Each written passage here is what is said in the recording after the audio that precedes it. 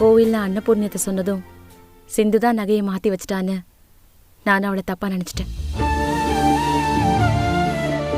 யார் சந்தேகப்பட்டிருந்தாலும் சிந்து மேல நான் சந்தேகப்பட்டிருக்க கூடாது. அது பெரிய தப்பு. அவளை பத்தி தெரியாதவங்க யார் வேணா என்ன வேணா சொல்லலாம். ஆனா சின்ன வயசுல இருந்து அவ கூட ஒன்னா வளர்ந்தனா அவளை பத்தி தப்பா பேசிருக்க கூடாது. ஆனா நான் அவளை எல்லார் முன்னாடியும் விட்டு கொடுத்துட்டேன். எனக்கு ரொம்ப கில்ட்டியா இருக்கு. நான் தான் அன்னைக்கே சொன்னனே, ஆனா நீ தான் கேட்கல. பரவாயில்ல, இப்போவாவது நீ சிந்துவை பத்தி புரிஞ்சுக்கிட்டிய, அது போதும். வெளியே உள்ளவங்க நம்மளை பத்தி 1000 சொன்னாலும் அதனால நம்ம மனசு ஒன்றும் கலங்கி போயிடாது.